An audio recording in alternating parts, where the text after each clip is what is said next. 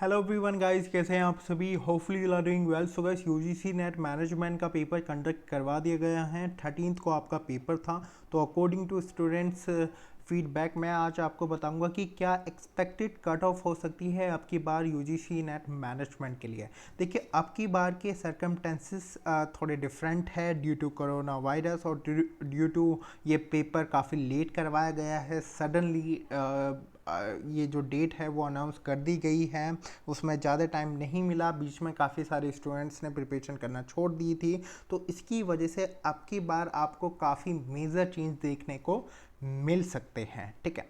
सो देखिए, जब हम बात करते हैं मेरिट या कट ऑफ की, तो दो फैक्टर बहुत ही इफ़ेक्ट करते हैं। एक है आपका कि कितने स्टूडेंट्स ने ये पेपर दिया, कितनों ने ये एग्ज़ाम नहीं दिया। सेकंड है कि पेपर का लेवल क्या रहा, कि वो मॉडरेट रहा, मीडियम रहा या हार्ड रहा। तो मैं इन्हीं फैक्टर के बेसिस पे आज आपको बताऊंगा कि क्या कट ऑफ हो सकती है। उससे पहले गाइज, अगर आपका नेक्स्ट यूजीसी नेट एग्ज़ाम के लिए आप प्रिपरेशन कर रहे हैं तो आप हमारी जो स्टेट स्पेशल कॉम्बो है वो आप चेक कर सकते हैं फॉर यूजीसी नेट मैनेजमेंट, जिसमें आपको मिलते हैं study material plus online test series. काफ़ी हेल्पफुल रहा है ये आपकी बार भी काफ़ी सारे स्टूडेंट्स के लिए। ठीक है, वो आप यहाँ पर आकर वेबसाइट पे हमारी चेक कर सकते हैं। लिंक आपको डिस्क्रिप्शन में हमने दे दिया है। ठीक है, तो काफ़ी हेल्पफुल है ये टेस्ट सीरीज़ अगर आप सेल्फ स्टडी करना चाहते हैं। इसके अलावा हमारी ऑनलाइन क्लासेस भी जल्दी स्टार्ट हो जाएंगी। सो गाइस, जैसे कि यहाँ पर आप देख पा रहे होंगे, ये कट ऑफ है दिसंबर 2019 की, ये कट ऑफ है।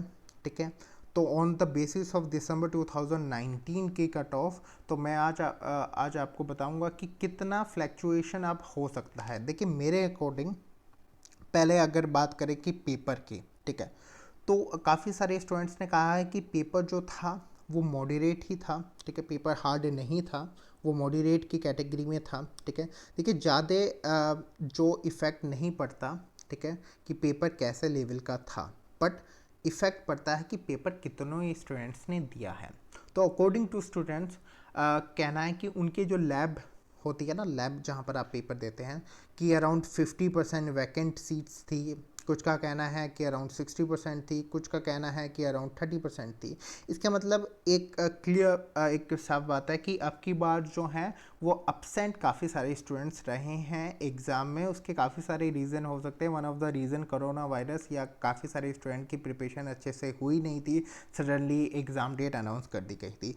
तो अब की बार काफ़ी कम स्टूडेंट्स ने ये पेपर दिया है। अप्लाई काफ़ी सारों ने किया होगा, बट कम स्टूडेंट्स ने ये पेपर दिया है। मैंने काफ़ी सारे स्टूडेंट्स से बात करी और हर स्टूडेंट से हमने ये ज़रूर पूछा है, जितनों ने भी हमें मैसेज किया, ठीक है, कि कितने स्टूडेंट्स आपकी लैब में थे, कितने स्टूडेंट्स जहाँ पर आपने पेपर दिया तो आपकी शिफ्ट में कितने स्टूडेंट्स थे। तो उनका कहना था कि काफ़ी सारी सीट्स वहाँ पर खाली पड़ी थी। ठीक है, तो इसकी वजह से ड्यू टू दैट अब की बार जो आपकी कट ऑफ है वो आपकी ऊपर जा सकती है, मेरिट आपकी ऊपर जा सकती है। अगर हम देखें मैनेजमेंट की आपकी जीआरएफ के लिए फॉर अनरिजर्व जनरल कैटेगरी के लिए तो 61% थी। ठीक है, और यहाँ पर नेट के लिए थी 54%। तो according to be flat flat 5% का मिनिमम, 5% का यहाँ पर इंक्रीज होगा, क्योंकि अब की बार कम स्टूडेंट्स ने ये पेपर दिया है। अब मैं ये क्यों कह रहा हूँ कि कम स्टूडेंट्स ने दिया है तो कम होनी चाहिए, ज़्यादा कैसे होती है। देखिए, उसका एक एग्जांपल से मैं आपको बता दूँ। ठीक है, मैं आपको प्रूफ करके ये बता देता हूँ। मान लीजिए ABC 3 स्टूडेंट्स हैं। ठीक है, ओके, ये 20 नंबर्स लाते हैं, तो इनका एवरेज क्या होगा, 20 होगा। ठीक है, इनका एवरेज 20 होगा, बट एक स्टूडेंट्स और है डी, वो 10 मार्क्स लाता है। तो अब एवरेज होगा अराउंड 17 पॉइंट समथिंग, एवरेज आपका यहाँ पर होगा। ऐसा क्यों हुआ, रीज़न क्या है कि आपका जब ज़्यादा स्टूडेंट्स रहते हैं ना, ऑन द सेम बेसिस आपकी मेरिट भी कुछ ऐसी ही पैरामीटर्स पे कैलकुलेट की जाती है।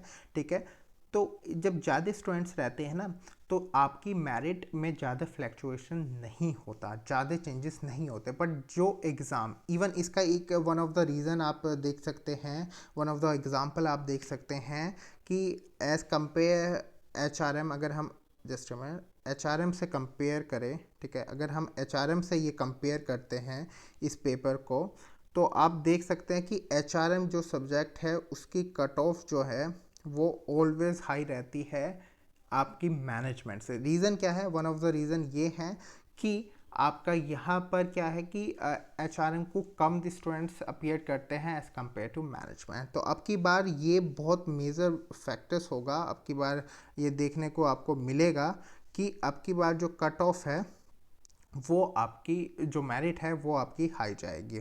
तो यहाँ पर मैं कहूँगा कि अगर जनरल की कितनी जाएगी, ठीक है, फॉर द GRF, तो आप एक्सपेक्ट करके चलें कि मिनिमम 66 यहाँ पर जो जाएंगी, ठीक है, 66% ये मिनिमम है, और अप टू 70% तक भी जा सकती है। बट मेरे अकॉर्डिंग 5% का तो चेंज आपके बार देखने को मिलेगा। ये आपका अराउंड जनरल अराउंड आपका 59% यहाँ पर आपकी देखने को मिलेगी आपको जनरल में फॉर नेट के लिए, ठीक है। On the basis of EWS, देखिए EWS एक ऐसी कैटेगरी है जिसमें काफ़ी बार देखा गया है कि ये जो है OBC से भी कुछ कम जाता है। वैसे यहाँ पर देखा जाए तो EWS एंड OBC एकदम सेम ही थी, ठीक है। तो इसमें भी ये भी around according to me EWS categories वालों के लिए इन द JRF जो होगा वो अराउंड 62% के समथिंग होगा, ठीक है। और यहाँ पर नेट की बात करें तो ये अप टू जा सकता है 55%, ठीक है, ये जा सकता है। जैसे मैंने कहा कि ओवरऑल कितने स्टूडेंट्स ने अपीयर किया और ये इफ़ेक्ट पड़ता है, और दूसरी बात कि किस कैटेगरी में कितने स्टूडेंट्स ने ये एग्ज़ाम दिया है, इससे भी इफ़ेक्ट पड़ता है।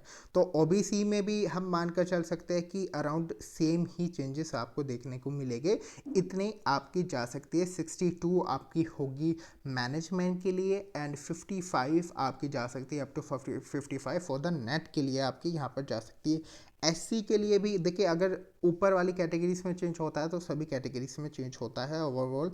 तो SC के लिए भी हम कह सकते हैं कि अब की बार अराउंड 60% जा सकती है, ठीक है, या 60 से थोड़ा कम रह सकती है, ये 59% तक आप मान कर चले।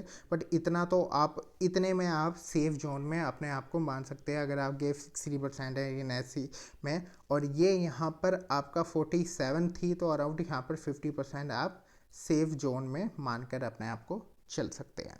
तो मेरे according on the all categories अब की बार जो है वो कट ऑफ इंक्रीज होगी आपकी, ठीक है, चाहे वो अनरिजर्व हो, चाहे EWS हो, OBC हो, अब की बार सब में आपको बढ़त दिखने को मिलेगी। तो यहाँ पर मैं एक बार फिर से आपको बता देता हूँ कि अकॉर्डिंग टू मी कि कहाँ तक आपकी जा सकती है।